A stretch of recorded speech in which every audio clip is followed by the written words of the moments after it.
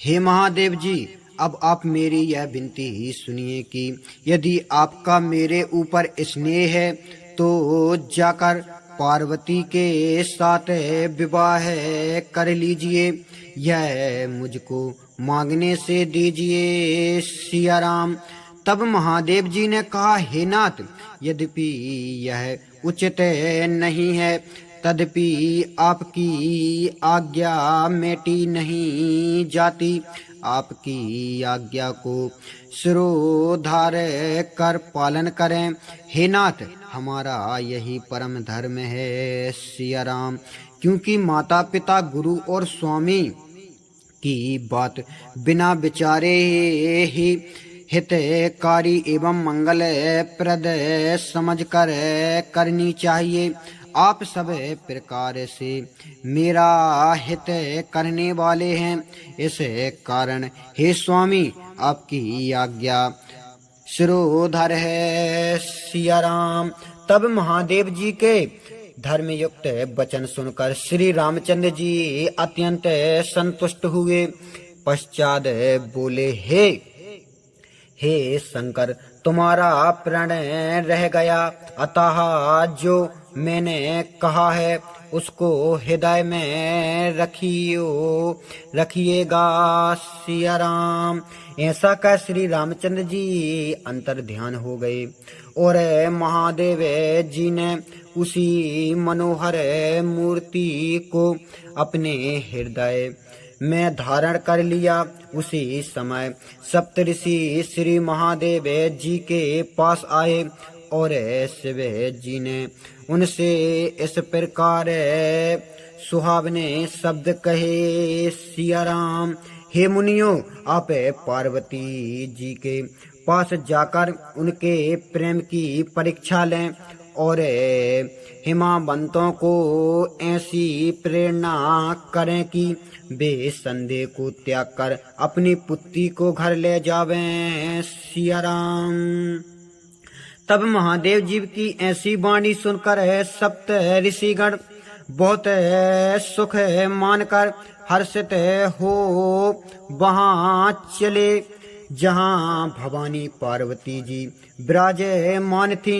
वहां ऋषियों ने भवानी गौरी को ऐसे देखा मानो कोई तपस्या की छात्रता मूर्ति हो सिया राम।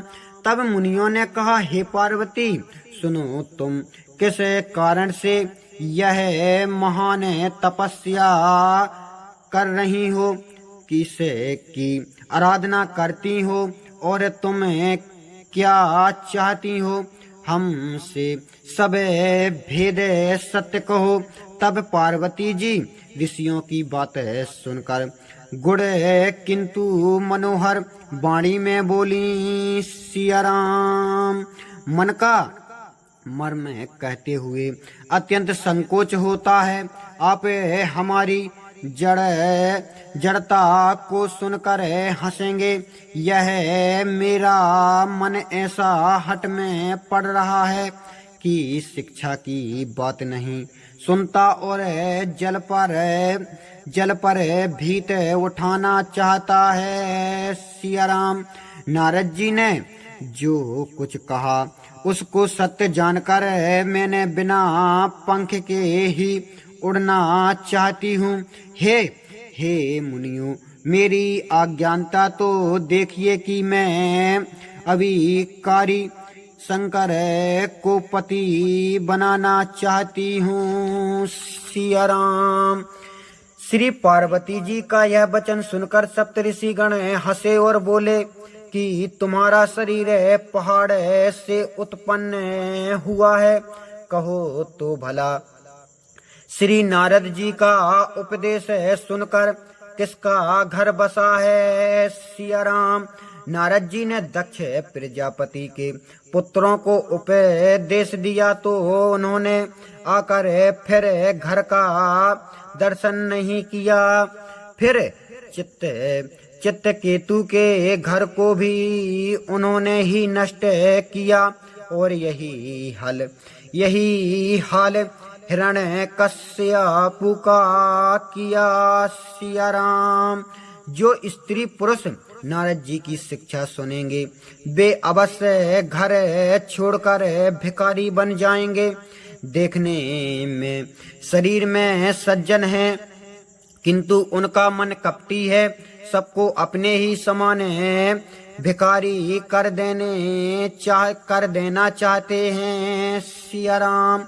उनके वचनों का विश्वास मानकर तुम ऐसे स्वाभाविक उदासीन को अपना पति बनाना चाहती हो कि जो निर्गुण निर्जल बुरे भेष वाला कुलहीन दिगंबर और सर्पों का आभूषण धारण करने वाला है सिया राम।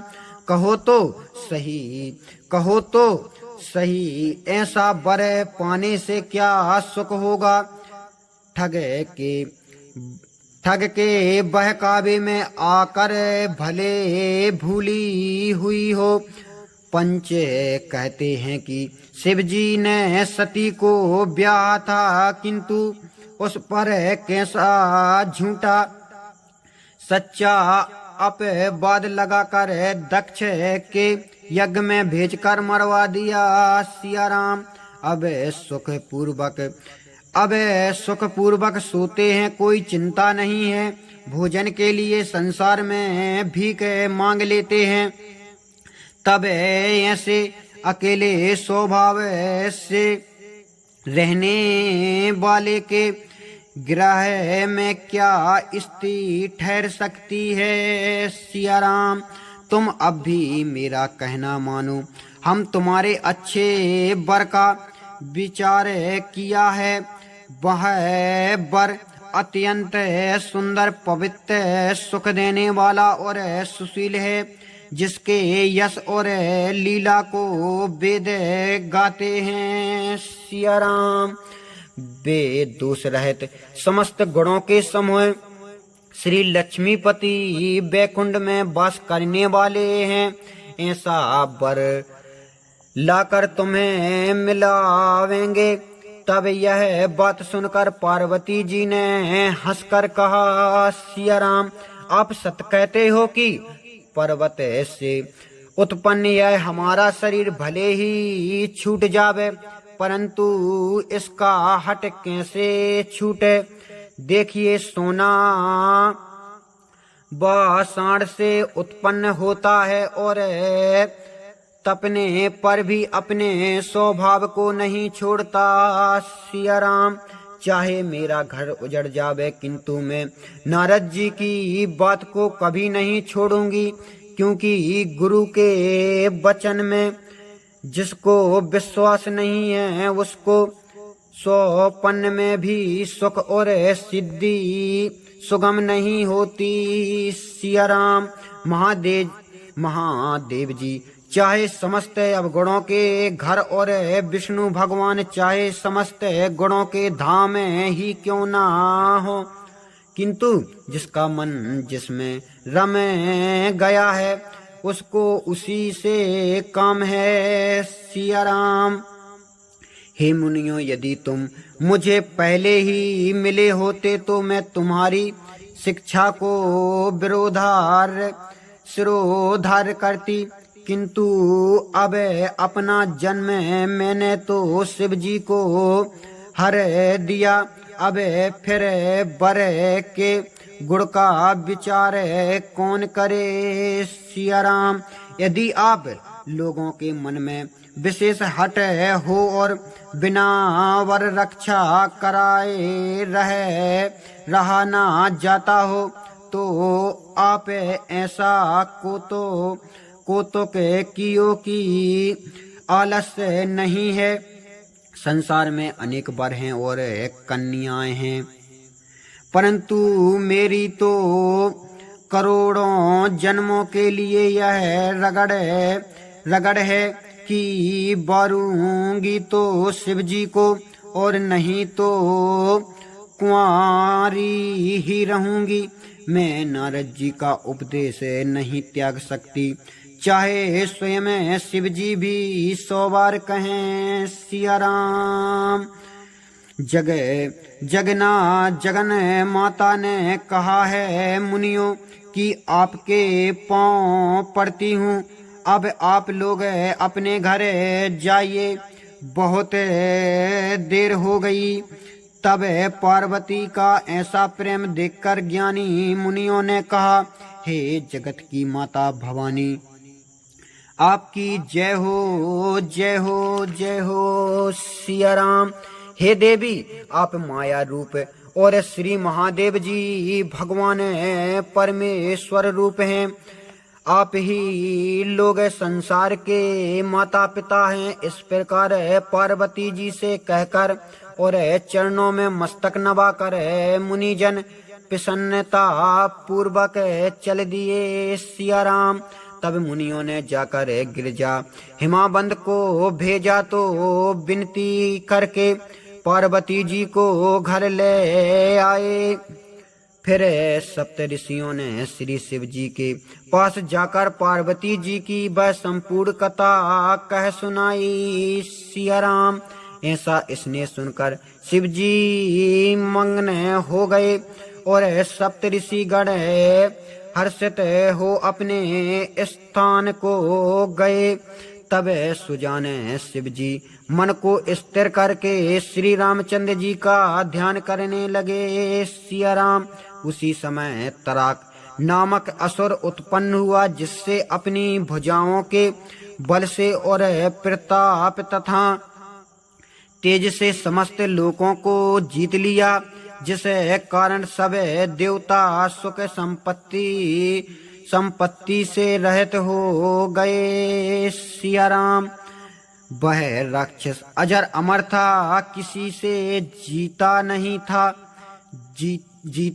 था। सब देवता अनेक प्रकार की लड़ाई करके उससे हार चुके। तब ब्रह्मा जी को पुकार कर ब्रह्मा जी ने देखा कि सब देवता दुखी हैं सिया राम। तब उनको समझा बुझा कर ब्रह्मा जी ने कहा कि इस राक्षस की मृत्यु तब होगी जब भगवान महादेव जी वीर से पुत्र उत्पन्न होगा, तब इसको युद्ध में जीतेगा सिया राम।